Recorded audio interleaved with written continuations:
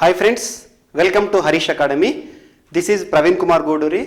గత కొద్ది సంవత్సరాలుగా సివిల్స్ గ్రూప్స్ అండ్ మెయిన్స్కి సంబంధించి కాంపిటేటివ్ ఎగ్జామ్స్ సంబంధించి రకరకాల కోచింగ్ సెంటర్లలో కోచింగ్ ఇస్తూ వస్తున్నాను. ఇప్పుడు మీకు హరీష్ అకాడమీలో మీకు కరెంట్ ఈవెంట్ అనాలిసిస్ కానివ్వండి, కరెంట్ అఫైర్స్ కానివ్వండి, వర్తమాన అంశాలు ఏవైనా కూడా ఏ విధంగా చదవాలి, ఎలా చదవాలి, వాటికి సంబంధించి డైలీ కూడా మీకు నేను మా వీడియోస్ పెట్టడం జరుగుతుంది. సో ఎగ్జాంపుల్, మీకు ఈ రోజున జూన్ 5th ప్రతి ఒక్కరికి తెలుసు. జూన్ 5th ఒక టాపిక్ ఎలా చదవాలి అనేది దీన్ని ఎగ్జాంపుల్గా తీసేసుకొని మనం నేర్చుకుందాం. సో జూన్ 5th ఏం తెలుసు అండి మనకు? World environmental day. World environmental day, otherwise world environment day, ప్రపంచ పర్యావరణ దినోత్సవం అంటారు. ప్రపంచ పర్యావరణ దినోత్సవం ప్రతి సంవత్సరం మనం జూన్ 5th ఇది సెలబ్రేట్ చేసుకుంటాము.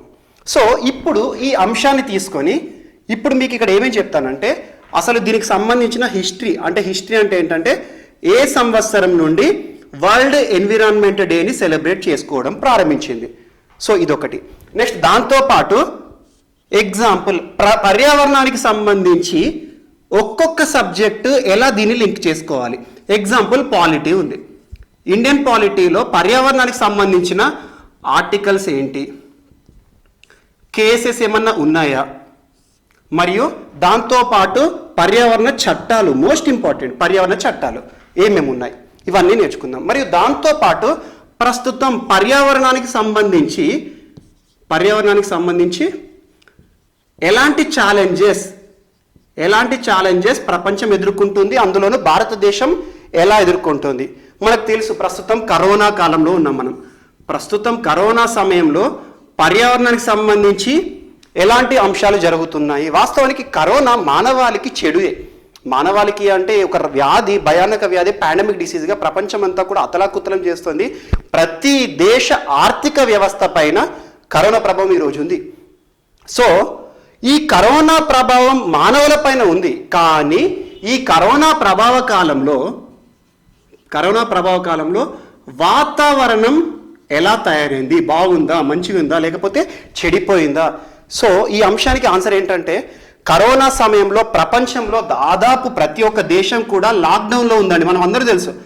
భారతదేశంలో కూడా మార్చి నెల నుండి మొదలు పెడితే, లాస్ట్ వీక్ నుండి మొదలు పెడితే లాక్డౌన్లో ఉన్నాం మనం. మార్చ్ 25th కానివ్వండి, అప్పటి నుండి ఇప్పటివరకు లాక్డౌన్ 5th స్టేజ్ అని చెప్పేసి ఉన్నాం.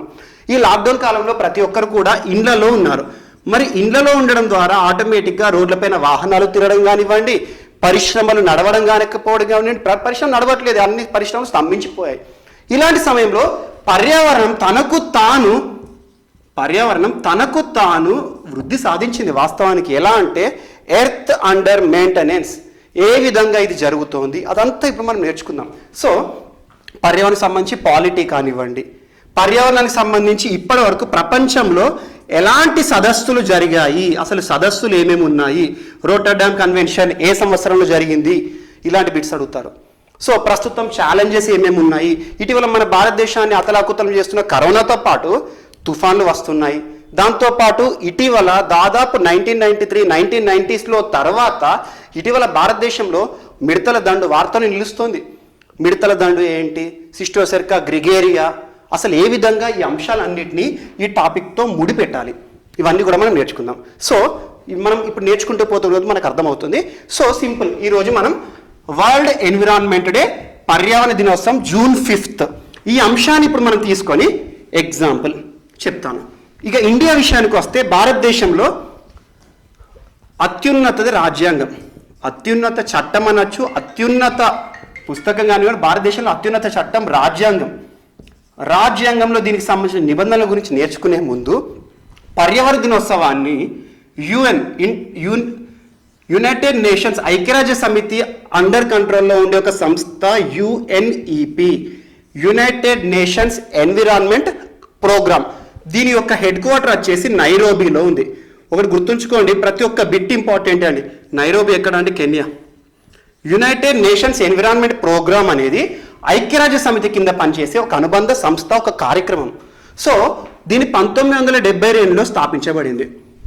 ఈ UNEP 1972లో ప్రారంభించిన తర్వాత 1974 నుండి ప్రతి సంవత్సరం జూన్ 5 1974 జూన్ 5తో మొదలు పెడితే ఈ సంవత్సరం వరకు కూడా ప్రతి జూన్ 5న ప్రపంచ పర్యావరణ దినోత్సవాన్ని జరుపుకుంటున్నాం. ప్రపంచ పర్యావరణ దినోత్సవం జరుపుకుంటున్నాం. ఏదైనా గుర్తుంచుకోండి, ఒక డేకి ఒక ఇంపార్టెన్స్ ఇస్తే, మనం ధరిత్రి దినోత్సవం అంటాము, ఒక డేకి ఇంపార్టెన్స్ ఇచ్చినప్పుడు అసలు ఎందుకు ఆ డేని అంత ప్రత్యేకంగా ఒక సపరేట్ డే అనేది ఉంది, అదన్నీ కూడా అభ్యర్థులు తెలియాలి. ఎగ్జాంపుల్ చెప్తాను.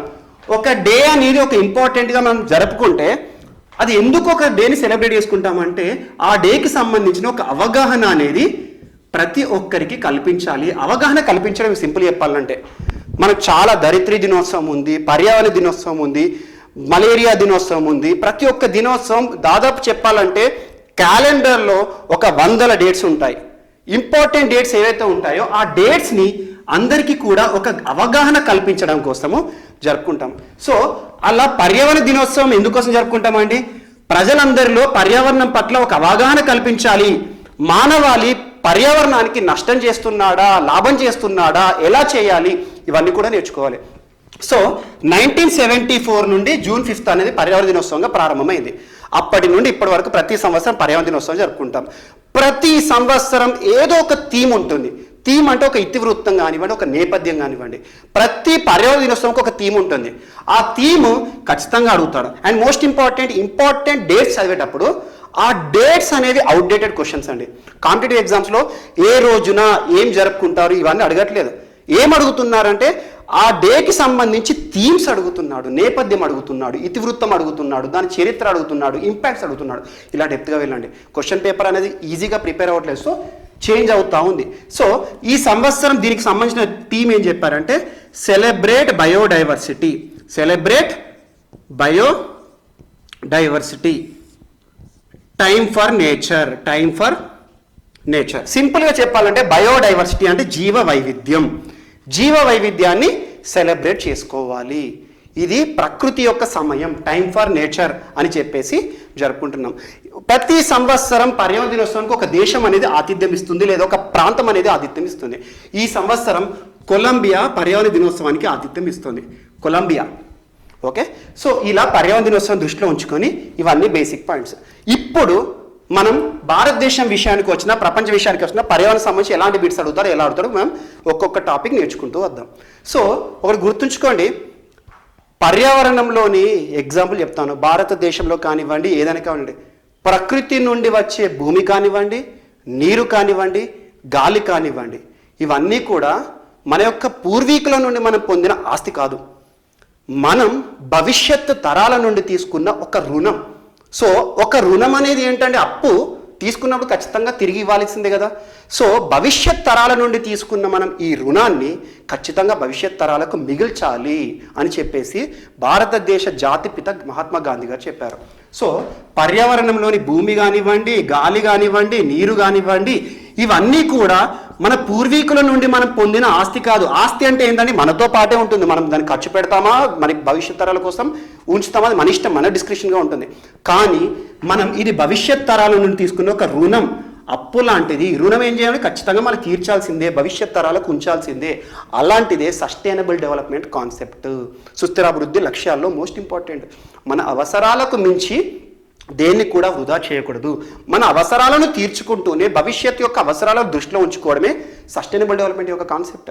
సో ఇప్పుడు మన భారతదేశంలోని రాజ్యాంగంలోని ఆర్టికల్ 21 ఏం చెప్తుంది ప్రతి ఒక్కరికి తెలుసు. జీవించే హక్కు. జీవించే హక్కు అంటే ఏంటి? ప్రతి ఒక్క వ్యక్తి భారతదేశంలో తనకు నచ్చిన జీవితాన్ని జీవించవచ్చు, తనకు నచ్చిన ఫుడ్ తీసుకోవచ్చు, తనకు నచ్చినట్టుగా తన జీవన విధానాన్ని కొనసాగించుకోవచ్చు. తన జీవితానికి అవరోధంగా నిలిచే ఏ అంశాన్ని కూడా రాజ్యం సహించదు. సో వ్యక్తి జీవితంలో మోస్ట్ ఇంపార్టెంట్ ఏవైతే ఉంటాయో ముఖ్యమైనవన్నీ కూడా వ్యక్తికి సమకూర్చాలి. ఎగ్జాంపుల్, వ్యక్తి హుందాపరమైన జీవితం బ్రతకడానికి ప్రకృతి కూడా ఇంపార్టెంటే. అంటే మీనింగ్ ఏంటి? ఆర్టికల్ 21లో జీవించే హక్కులో పర్యావరణం, కలుషితం లేని నీరు, స్వచ్ఛమైన గాలి మరియు భూమి వ్యక్తి యొక్క జీవించే హక్కులో భాగం. ఇవి ప్రతి ఒక్క వ్యక్తి కూడా పొందాల్సిందే అని సుప్రీంకోర్టు ఒక ప్రసిద్ధ కేసులో వాదించింది. సుప్రీంకోర్టు ప్రసిద్ధమైన కేసు తీర్పు పర్యావరణం సంబంధించి ఆర్టికల్ 21లో స్వచ్ఛమైన గాలి, కలుషితం లేని నీరు ఇవన్నీ కూడా కలుషితమైన నీరు అనేది కాదు, కలుషితం లేని నీరు వ్యక్తికి కావాలి, స్వచ్ఛమైన గాలి వ్యక్తికి ఇవ్వాలి, మంచి భూమి అనేది వ్యక్తికి ఉండాలి అని చెప్పేసి వీటి విషయంలో పర్యావరణం విషయంలో famous case Subhash Kumar case. Subhash Kumar versus union of ఇండియాలో సుప్రీంకోర్టు ఏం చెప్పింది అంటే స్వచ్ఛమైన గాలి, కలుషితం లేని నీరు, మంచి భూమి ఇవన్నీ కూడా ప్రకృతిలో భాగం. ఈ స్వచ్ఛత అనేది ప్రతి ఒక్క వ్యక్తి కూడా జీవించే హక్కులో పొందే హక్కు అని చెప్పేసి సుప్రీంకోర్టు సుభాష్ కుమార్ కేసులో వాదించడం జరిగింది, తీర్పు చెప్పడం జరిగింది. సో నెక్స్ట్ ఆర్టికల్ 21 జీవించే హక్కులో పర్యావరణం కూడా, ప్రకృతి కూడా, స్వచ్ఛమైన ప్రకృతి కూడా భాగమే. సెకండ్ ఆదేశిక సూత్రాలు వ్యక్తులకు ఇచ్చేవేంటి హక్కులు, ప్రాథమిక హక్కులు. ఇక ఆదేశిక సూత్రాలు ఉంటాయి. ఆదేశిక సూత్రాలు ఎవరికి ఆదేశాలండి? రాజ్యానికి లేదా ప్రభుత్వాలకి ఆదేశాలే directive principles of state policy. Simple. Article 48A అనే ఒక ప్రకరణ, ఒక నిబంధన ఉంటుంది. ఆర్టికల్ 48A ఏం చెప్తుందండి? పర్యావరణాన్ని ప్రోత్సహించాలి, ప్రకృతి రమణీయతను కల్పించాలి, అడవుల విస్తీర్ణాన్ని పెంచాలి,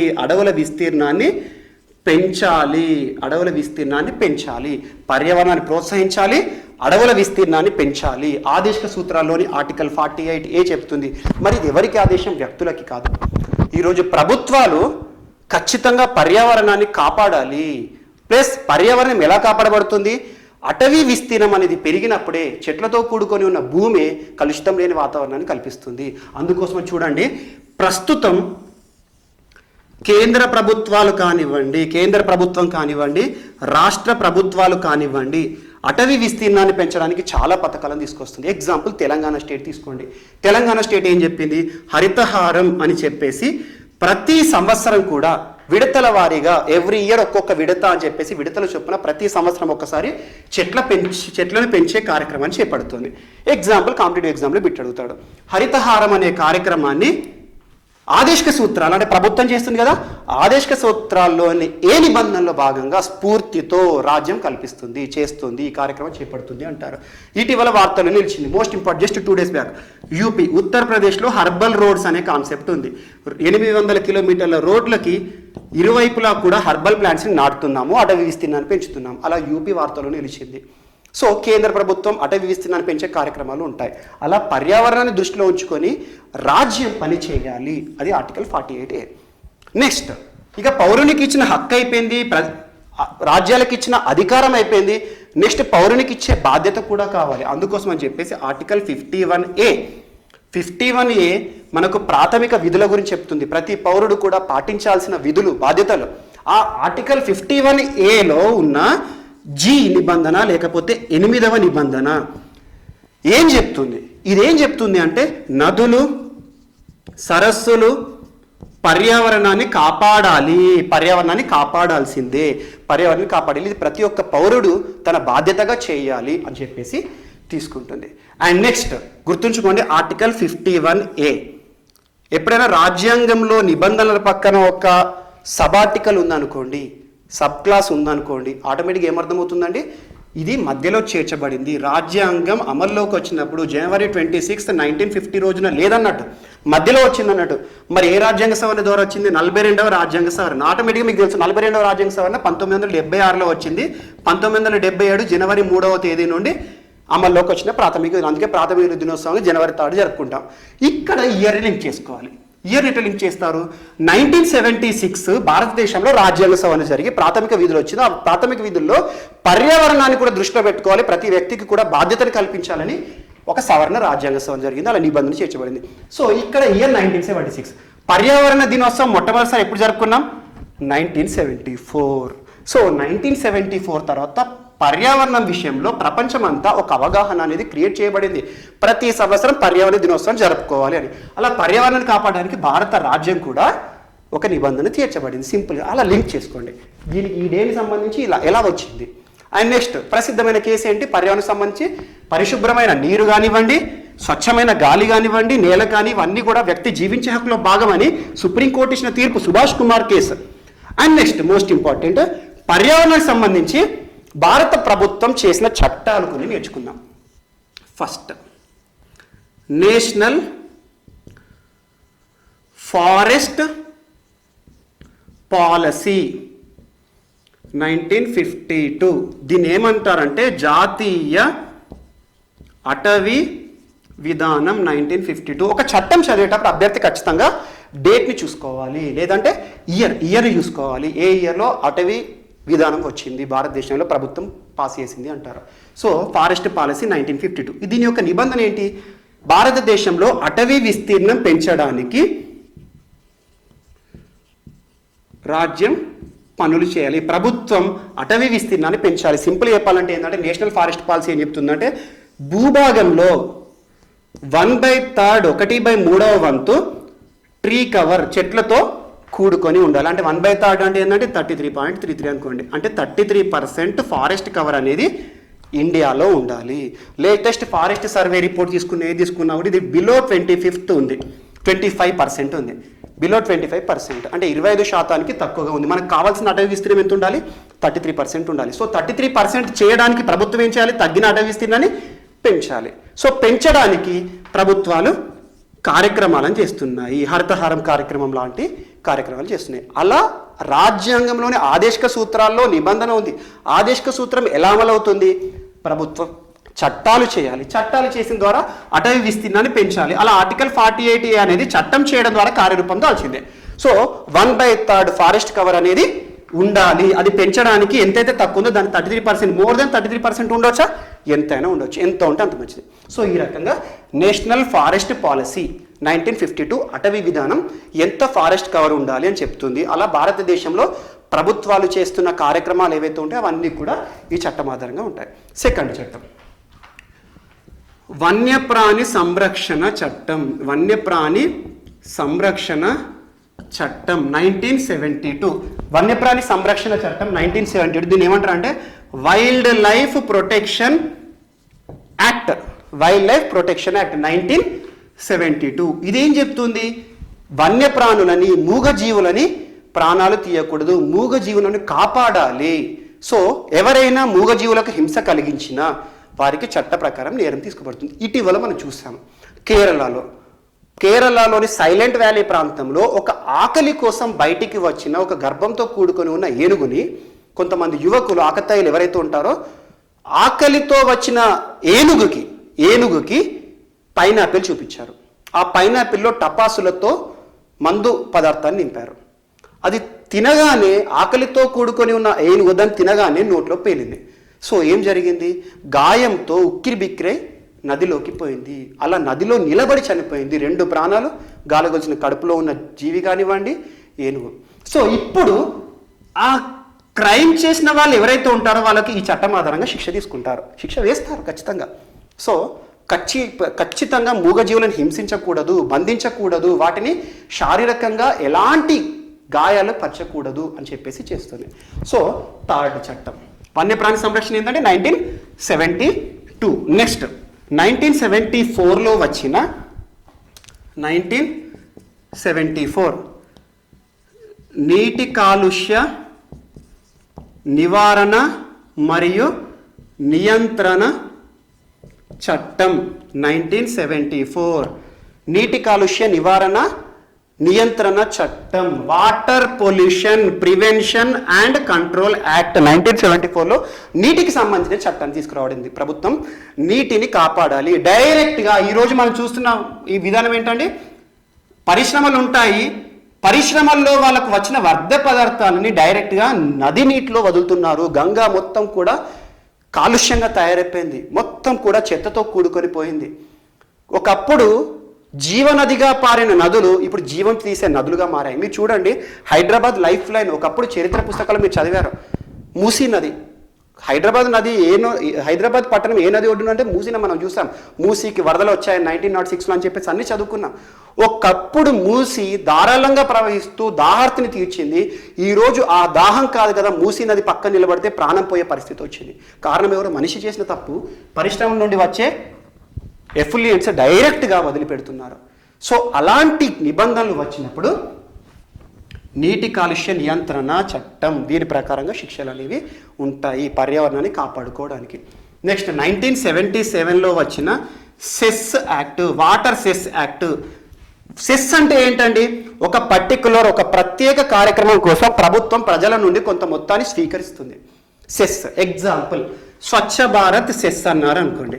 స్వచ్ఛ భారత్ సెస్ అంటే ఏంటి?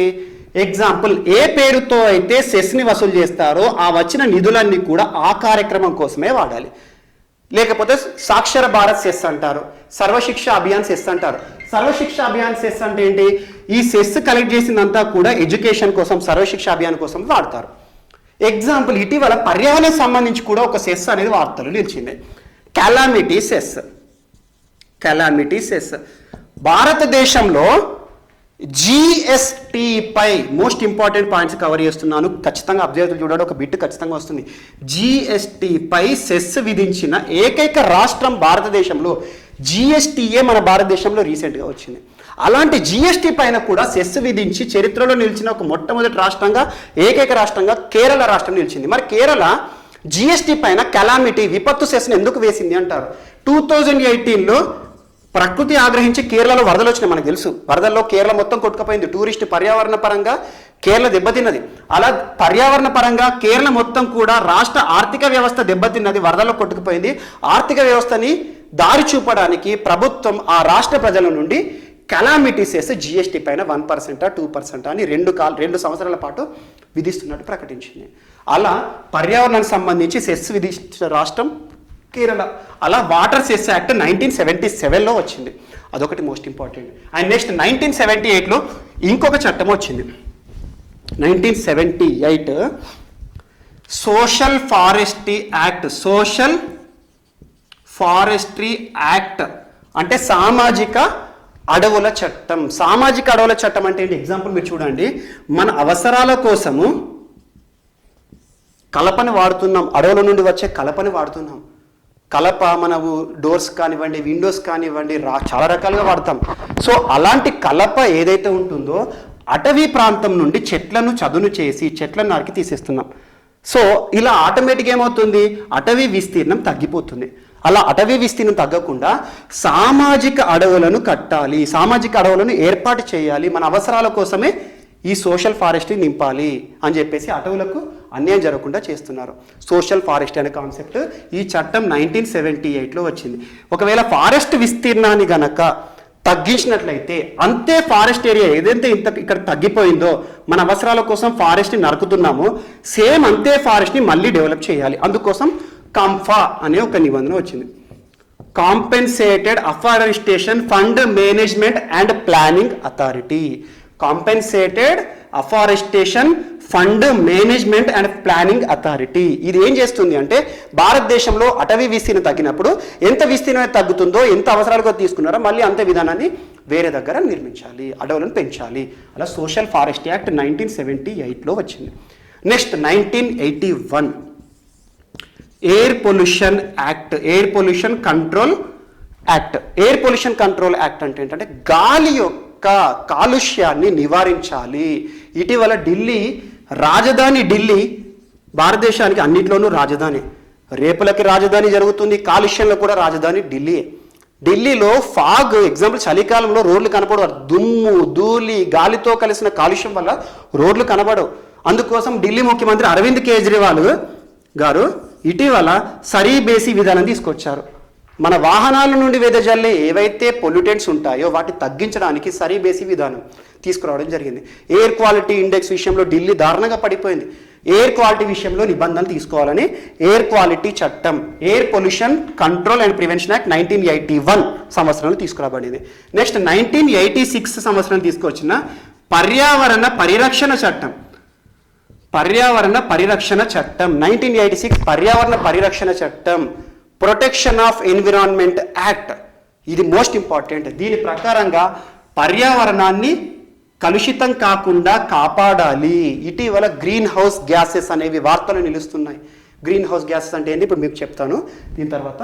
And next biodiversity act 2002. Biodiversity act 2002 ఏం చెప్తుందంటే భారతదేశము జీవ వైవిధ్యానికి పుట్టినిల్లు. దాదాపు భారతదేశంలో ఉన్న జీవ వైవిధ్యం ఎక్కడ ఉండదు. మనం భారతదేశానికి సంబంధించి వెస్టర్న్ ఘాట్స్లో మీరు హిందూ పేపర్ కనుక చదివినట్లుంటే రోజు హిందూ పేపర్లో లాస్ట్ పేపర్లో ఫ్రీక్వెంట్గా ఒక న్యూస్ వస్తుంది, కొత్త జీవి మనుగడను కనిపెట్టారు, కొత్త కప్పను కనిపెట్టారు, కొత్త జీవాన్ని లేకపోతే కొత్త వృక్ష జాతిని కనిపెట్టారు సైంటిస్టులు అంటారు. అలా బయోడైవర్సిటీ భారతదేశంలో రకరకాల జంతు జాతులు ఉన్నాయి, రకరకాల జీవజాతులు, రకరకాల వృక్ష జాతులు ఉన్నాయి. వీటన్నింటి గురించి కూడా కాపాడాలి బయోడైవర్సిటీ అనేది. అలా బయోడైవర్సిటీ హాట్స్పాట్స్ అనేవి ఇంపార్టెంట్. ఇండియాలో బయోడైవర్సిటీ హాట్స్పాట్స్ గురించి చదవండి. సో అదొకటి. And next last NGT act 2010 most important national green tribunal act. National green tribunal act ఏం చెప్తుంది అంటే హరిత ట్రిబ్యునల్ అంటారు. ఇది చట్టం ఆధారంగా వచ్చింది. నేషనల్ గ్రీన్ ట్రిబ్యునల్ యాక్ట్ ఏదైతే ఉంటుందో ఇటీవల వార్త నిలిచింది. మీకు వైజాగ్ గ్యాస్ లీక్ ఉదంతం తెలుసు. స్టీరిన్ అనే ఒక gas, styrene benzene relative styrene అనే gas C6H5CH double bond CH2 ఏదైనా కెమికల్ బాండ్స్ స్ట్రక్చర్స్ వార్తలు నిలుస్తున్న వివాదాస్పదం అయితే చూసుకోండి. స్టీరిన్ అనే గ్యాస్ ఏ రకంగా ఉంటుంది, దాని స్ట్రక్చర్ ఏంటి, బెంజిన్ రిలేటివ్ ఎక్కడ ఉపయోగపడుతుంది, ఎల్జీ పాలిమర్స్లో ఒక విషవాయువు అనేది రావడింది, అందులో చాలామంది చనిపోయారు. దానిపైన నేషనల్ గ్రీన్ ట్రిబ్యునల్ యాక్ట్ అనేది వివాదాస్పదం ఎందుకు జరిగింది అసలు ఇదంతా అని చెప్పేసి ఎంక్వైరీ చూసింది. అలా national green tribunal act Vizag gas ఉదాహరణ గురించి ఏం చెప్పింది, ఇది ఖచ్చితంగా మానవ తప్పిదమే, మానవుని యొక్క చేతకాంతన మానవుడు ముందు జాగ్రత్త ప్రికాషనరీ మెజర్స్ తీసుకుపోవడం వల్ల కొన్ని ప్రాణాలు గాల్లో కలిసే ఉన్నాయి. వాస్తవం నేషనల్ గ్రీన్ ట్రిబ్యునల్ అంటే ఎందుకు చెప్తాను, మనం ఒక ప్రాజెక్ట్ కట్టాలన్నా, ఎగ్జాంపుల్ కాళేశ్వరం ప్రాజెక్ట్కి national green tribunal act clearance ఇచ్చింది అంటారు. ప్రాజెక్ట్ కట్టాలంటే ఎంత హైట్ ఉండాలి, ఏ ప్రాంతంలో ఉండాలి, ఒకవేళ ప్రాజెక్ట్ కడితే మానవాళికి కానీ జంతువులకు కానీ ఏమన్నా ఇబ్బంది కలుగుతుందా, ఇవన్నీ శాస్త్రీయంగా పరిశోధించి గ్రీన్ ట్రిబ్యునల్ యాక్ట్ పర్యావరణానికి ఎలాంటి హాని జరగట్లేదని చెప్పేసి క్లియరెన్స్ ఇస్తేనే ప్రాజెక్ట్ ముందుకు వస్తాయి. సో అలా కాళేశ్వరం కానివ్వండి, లేదంటే పోలవరం ప్రాజెక్ట్ కానివ్వండి, ఏ ప్రాజెక్ట్ అయినా ఏ ఇండస్ట్రీకి అయినా గ్రీన్ ట్రిబ్యునల్ యాక్ట్ అనేది మోస్ట్ ఇంపార్టెంట్, వారి క్లియరెన్సెస్ కావాలి. సో ఈ రకంగా వార్తలు నిలుస్తున్న చట్టాల గురించి చూసుకోండి. అండ్ నెక్స్ట్ ఇప్పుడు అసలు పర్యావరణానికి సంబంధించి ఇప్పటివరకు సదస్సులు ఏంటి, పర్యావరణానికి ప్రస్తుతం భారతదేశం కానీ ప్రపంచం ఎదుర్కొంటున్న సవాళ్ళు ఏంటో మనం ఇప్పుడు చూద్దాం. సో మనం పర్యావరణ చట్టాల గురించి తెలుసుకుందాం. పర్యావరణ చట్టాలు ఏంటి, ఏ సంవత్సరంలో వచ్చినాయి, ముఖ్యంగా గుర్తుంచుకోండి. భారతదేశంలో పర్యావరణ చట్టాలు ఎప్పుడెప్పుడు వచ్చాయి, వాటి యొక్క ఉద్దేశం ఏంటి, హరితహారం ఏ ఆర్టికల్లో భాగంగా ఉంది, ఏ చట్టం ఆధారంగా హరితహారం ఇంప్లిమెంట్ చేస్తున్నారు, ఇవన్నీ క్వశ్చన్స్ అడుగుతారు. సో వీటి తర్వాత మనకి ఇప్పుడు పర్యావరణానికి సంబంధించి ఇప్పుడు ఎదురవుతున్న సవాళ్ళు మరియు ఎలాంటి ప్రపంచ సదస్సులు జరిగాయి. ఫస్ట్ ప్రపంచ సదస్సుల గురించి నేర్చుకుందాం. ప్రపంచంలో దాదాపు చాలా సదస్సులు, ఎగ్జాంపుల్ మీకు కోపెన్ హ్యాగన్ సదస్సు ఏ సంవత్సరంలో జరిగింది అంటారు, దర్బన్ సదస్సు ఏ సంవత్సరంలో జరిగింది అంటారు, ప్యారిస్ సదస్సు ఏ సంవత్సరంలో జరిగింది అంటారు. అలా ఇయర్స్ అని అడుగుతారు. Example first Kyoto protocol first year చెప్తాను, 1997. సెకండ్ రోటర్డామ్ కన్వెన్షన్ ఆర్ సదస్సు 1998. నెక్స్ట్ కార్టజినా సదస్సు లేదా కార్టజినా ప్రోటోకాల్ 2000 సంవత్సరంలో జరిగింది. నెక్స్ట్ జోహాన్నస్బర్గ్ సదస్సు, సౌత్ ఆఫ్రికా జోహాన్నస్బర్గ్ సదస్సు 2002. బాలి యాక్షన్ ప్లాన్, బాలి కార్యాచరణ ప్రణాళిక 2007. కోపెన్ హ్యాగన్ సదస్సు 2009. కాన్కున్ సదస్సు 2010. దర్బన్ సదస్సు 2012. బాన్ కన్వెన్షన్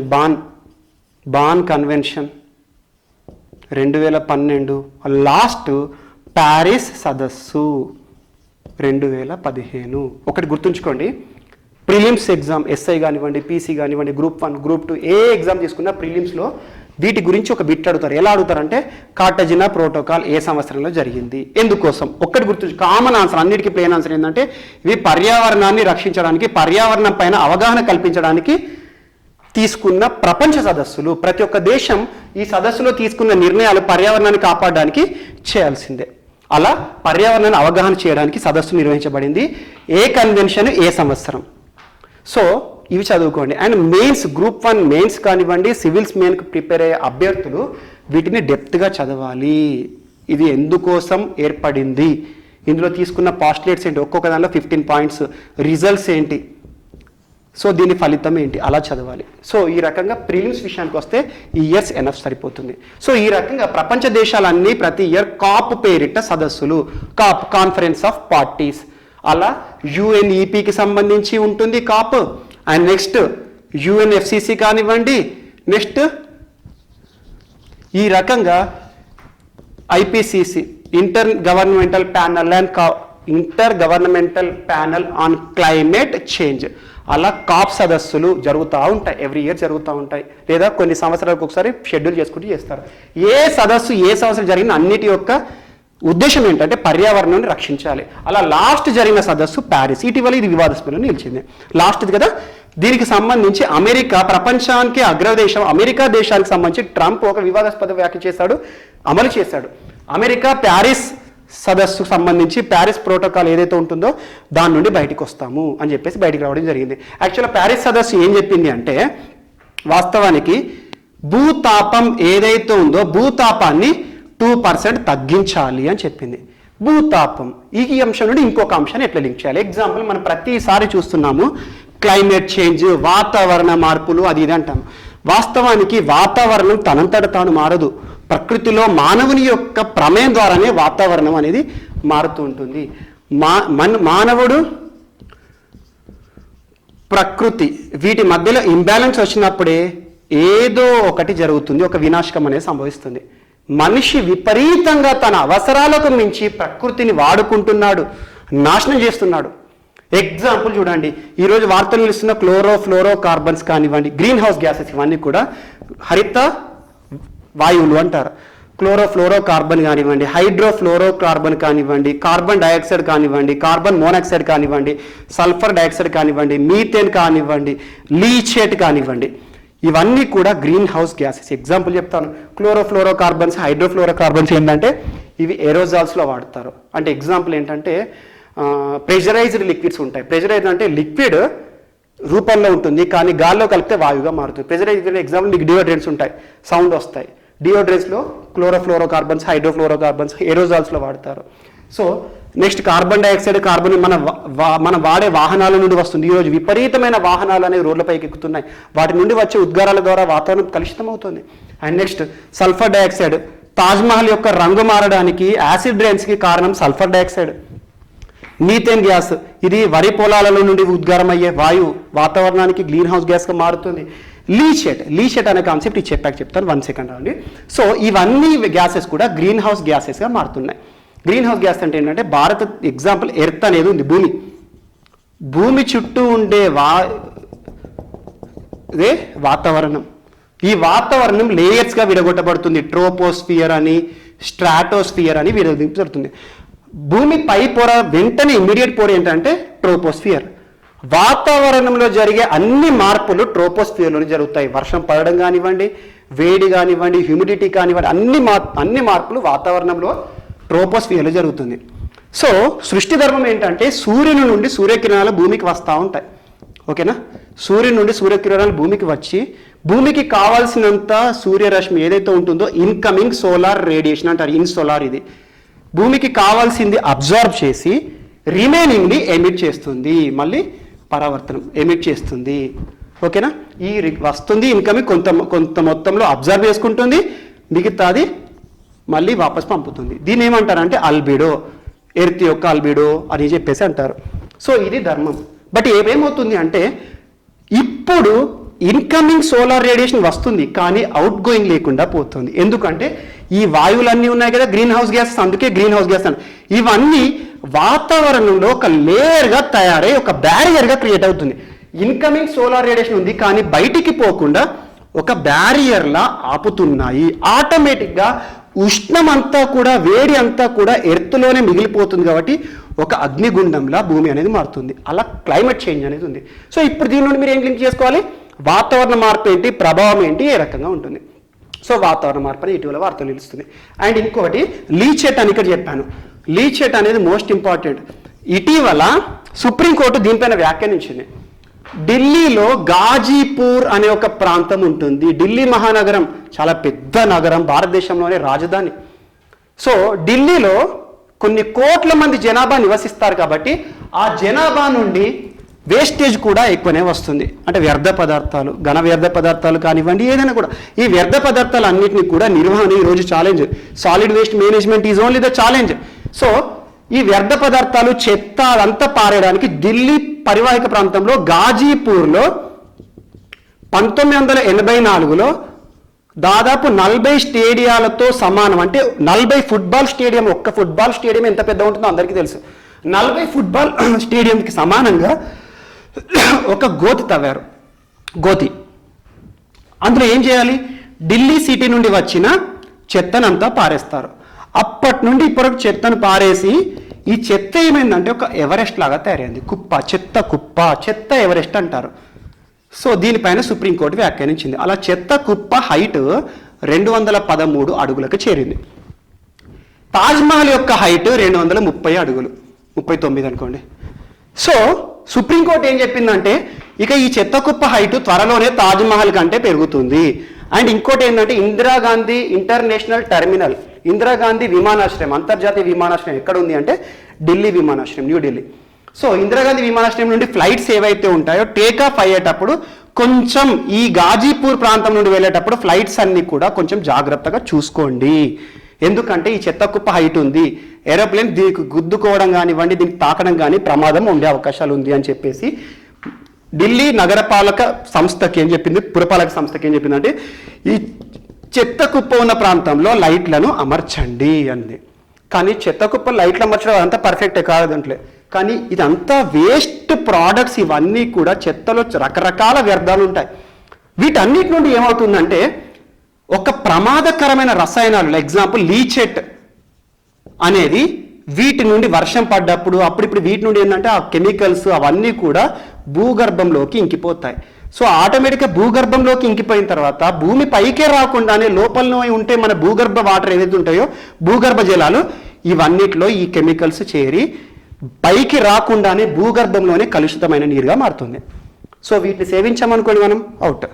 సో ఇలా లీచెట్ అనేది భూగర్భంలోని నీటిని ప్రమాదకరంగా మారుస్తుంది. సో ఇదొకటి. సో ఈరోజు మానవుడు వాడే ప్రతి ఒక్క ప్రోడక్ట్ ఏదైనా తీసుకోండి, ఈరోజు మానవుడు తన అవసరాల కోసం అతిగా వాడే ఏ ప్రోడక్ట్నైనా కూడా మన మానవాళికి ప్రమాదకరంగా ప్రకృతిని మారుస్తుంది. ఇలా చూసుకోండి. అండ్ నెక్స్ట్, ఇటీవల భారతదేశం ఎదుర్కొన్న సమస్య ఏంటంటే లోకస్ట్ ఇష్యూ. లోకస్ట్ ఇష్యూ వచ్చినాక చాలామంది కూడా ఏంటి లోకస్ట్, మిడతల దండ ఏంటి, అసలు ఈ మిడతలు ఏడికెళ్ళి వస్తున్నాయి, అవన్నీ వస్తున్నారు. సో ఇప్పుడు లోకస్ట్ గురించి కూడా ఒక బిట్ వస్తుంది, ఇది కూడా పర్యావరణ సమస్య కిందకి వస్తుంది. ఎందుకు చెప్తాను. సో లోకస్ట్ అంటే ఎగ్జాంపుల్ దాని యొక్క సైంటిఫిక్ నేమ్ ఏంటంటే మిడతలు ఏమంటారంటే సిస్టోసెర్కా గ్రిగేరియా లోకస్ట్. దాదాపు రకరకాలుగా ఉంటాయి. ఒకటి సిస్టోసెర్కా గ్రిగేరియాని డిజర్ట్ లోకస్ట్ అంటారు, ఎడారి మిడతలు అంటారు.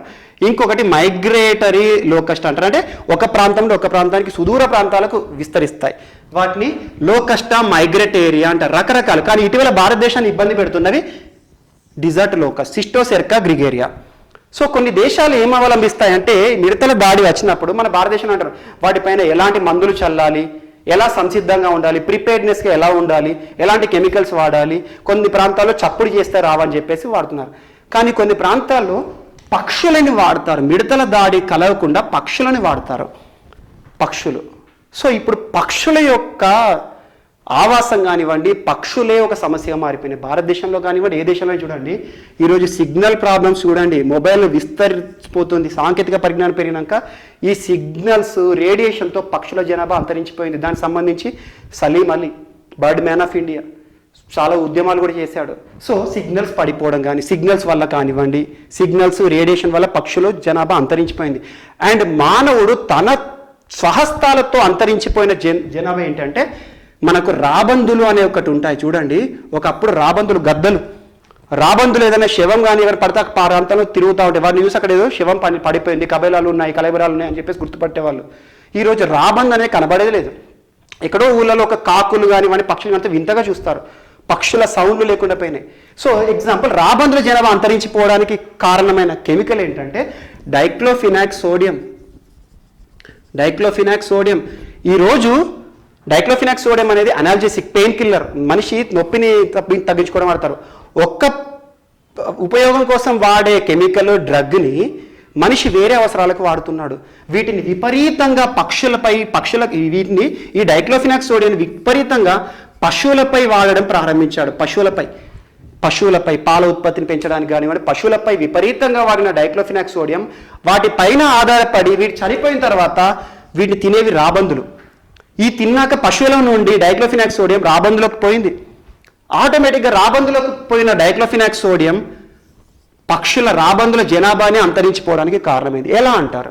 సో రాబందులు గుడ్లు పెడతాయి, ఎగ్ పైన షెల్ ఉంటుంది కదా, ఎంత గట్టిగా దృఢంగా స్ట్రాంగ్గా ఉంటుందో దానిపైన పక్షి కూర్చొని పొదుగుతుంది. అలా కోడి 21 days అని పొదుగుతూ ఉంటుంది. సో ఎగ్ షెల్ దృఢంగా ఉంటే కొంతకాలం తర్వాత ఇక్కడ నుండి పక్షి అనేది వస్తుంది. సో ఇప్పుడు రాబందులు పెట్టే గుడ్లు ఏమవుతున్నాయి? తోలుగుడ్లు అంటారు. కొన్ని ప్రాంతాలు చూడండి, పైన లేయర్గా ఉంటుంది, షెల్ ఉండదు. సో పక్షి పొదగడానికి దీని మీదకి వచ్చిన తర్వాత కూర్చోడానికి పగిలిపోతాయి. సో ఇప్పుడు చిన్న క్వశ్చన్, అసలు ఎగ్ గుడ్డే లేనిది పక్షి కండి వస్తుంది. అలా రాబందుల జనాభా అంతరించిపోయింది. కారణం ఎవరు? విపరీతంగా వాడిన డైక్లోఫినాక్ సోడియం. అందుకే దీన్ని బ్యాన్ చేశారు. కొన్ని ప్రాంతాల్లో నడుస్తూ ఉంది, కొన్ని రకాలుగా వాడడం జరుగుతుంది. సో అలా మనిషి విపరీతంగా వాడడం.